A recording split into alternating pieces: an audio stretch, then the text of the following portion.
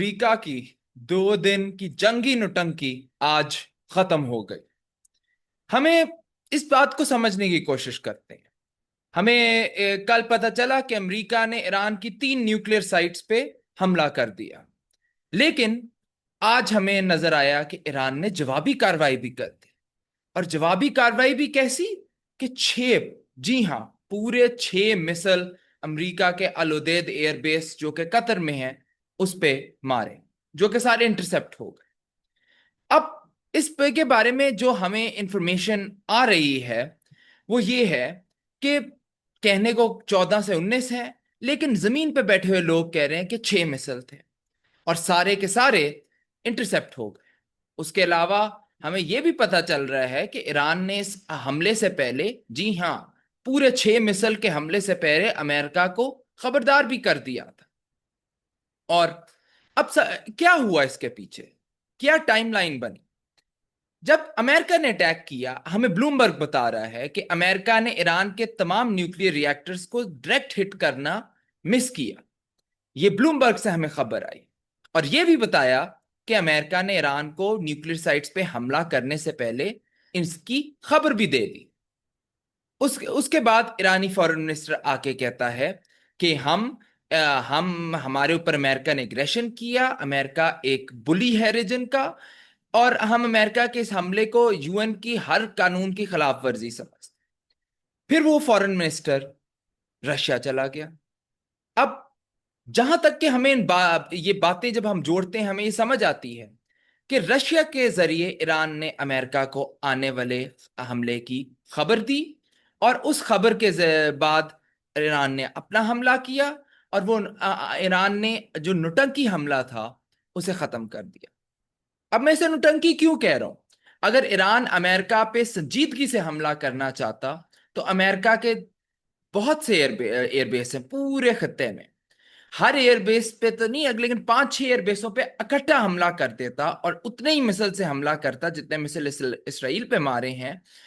तो अमेरिका के एयरबेस जो कि ज्यादा मिसाइल्स के खिलाफ दिफा नहीं कर सकते, उनमें बहुत बड़ा नुकसान हो सकता था, लेकिन ऐसा नहीं हुआ। ईरान ने 6 मिसाइल, पूरे 6 मिसाइल मारे अमेरिका पे। अब इस बात को हम समेटें तो हमें यह समझ आता है कि अमेरिकन प्रेसिडेंट ने अपने आप को इतना ऊपर ले गया था अपने लोगों के सामने कि मैं ईरान को छोड़ूंगा नहीं, ईरान पूरा सरेंडर करे, ईरान की मैं तबाही कर दूंगा। इन सारी बातों का करने के बाद वो अपने लोग जो कि जंग नहीं चाह रहे थे उनके सामने अपनी स्ट्रॉन्ग मैन इमेज कायम रखने का एक ही तरीका समझता था कि B-2 बॉम्बर्स इस्तेमाल करो, ईरान को बताओ, और ज्यादा नुकसान किए बगैर अपनी हमले की नौटंकी पूरी करो।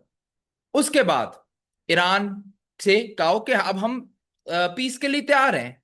लेकिन फिर ईरान ने कहा नहीं नहीं नहीं, यहां पे अभी तैयारी पूरी नहीं होगी, हम भी तैयार हैं कि जंग खत्म हो, लेकिन जंग खत्म होने से पहले हमें भी एक हमला अपना नौटंकी का करने की इजाजत मिली। वो किया। उसके साथ ही सुबह खबर आ गई प्रेसिडेंट ट्रंप की कि इसराइल ईरान ने पूरी तरह सीज फायर का फैसला कर लिया, जो कि 24 घंटे के वक्त के अंदर पूरी तरह इंप्लीमेंट हो जाएगी। ईरान पहले हमले बंद करेगा और उसके 12 घंटे बाद इसराइल अपने सारे हमले बंद कर देगा। इसराइल ईरान की फॉरेन मिनिस्ट्री ने इसके बाद क्लैरिफाई किया गार्डियन के मुताबिक कि हम सिर्फ सीज फायर पे एग्री करेंगे अगर इसराइल 4 AM तक, सुबह के 4 बजे तक तेहरान के वक्त पे हमले बंद कर देगा, अपने एयर स्ट्राइक्स।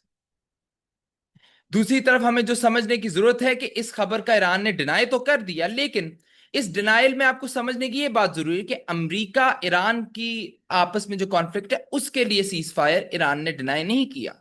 ईरान के स्टेट आउटलेट्स ने बताया है, आयरन और तस्नीम ने, कि ईरान ने आउटराइट रिजेक्ट की हैं सीज फायर के क्लेम्स इसराइल के साथ, और कोई ऐसा एग्रीमेंट उन्हें मिला नहीं। लेकिन अमेरिका और ईरान का आपस में जंग बंदी का एग्रीमेंट पीछे हो चुका है। दोनों ने अपने नौटंकी हमले कर लिए, दोनों ने अपने लोगों को बता दिया कि हाँ, जंग खत्म, हमने अपनी इज्जत कायम रखी और बात खत्म हो गई।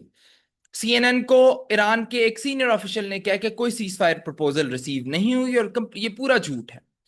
अब हम इससे समझ सकते हैं कि ईरान इसराइल से जंग बंदी इसलिए नहीं चाह रहा क्योंकि ईरान इसराइल के खिलाफ डिटरेंस कायम अब तक नहीं कर सका, क्योंकि इसराइल ने नुकसान रच के ईरान का किया है। और ईरान अब जब इसराइल के मिसाइल डिफेंस सिस्टम खत्म होने लग गए, अब ईरान इसराइल का ज्यादा नुकसान करना शुरू हुआ।